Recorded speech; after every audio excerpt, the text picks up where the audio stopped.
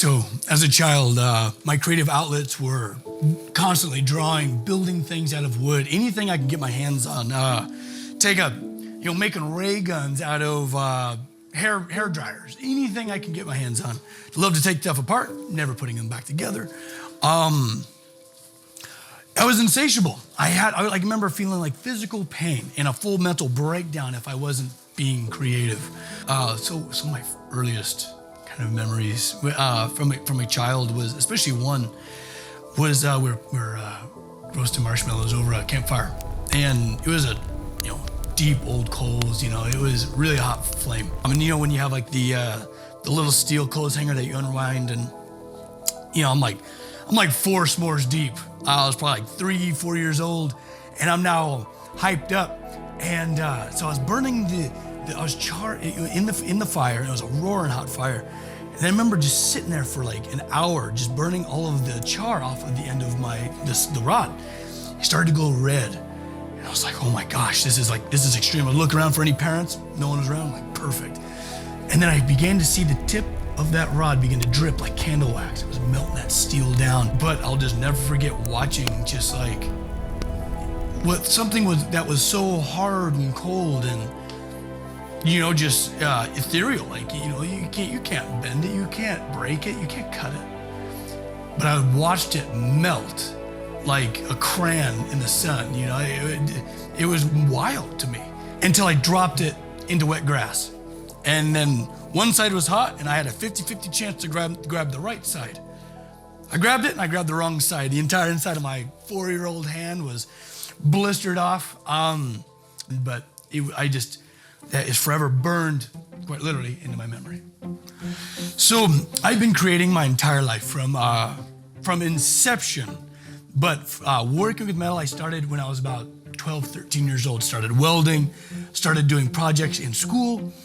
But when my true love was realized was when I started to work with steel hot at around like 14, 15.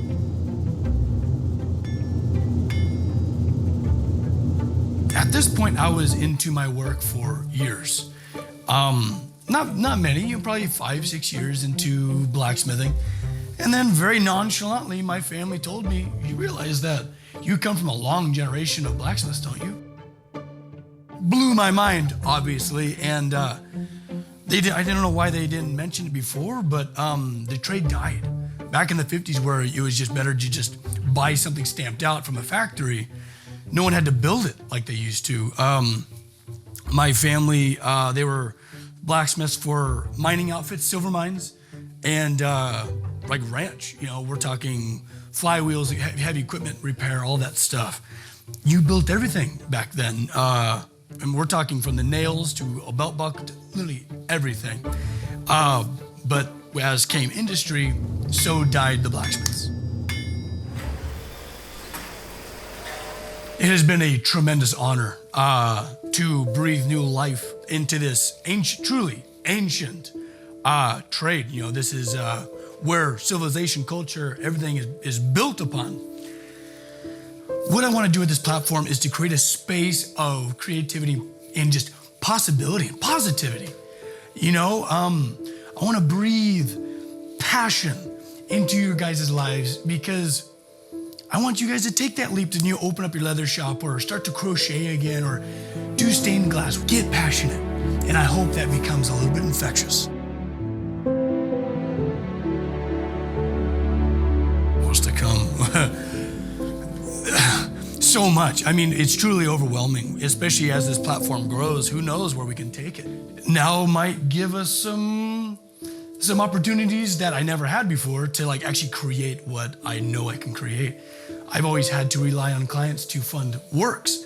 If I'm able to just build directly from the source, I honestly have no idea what's possible. It's exciting stuff.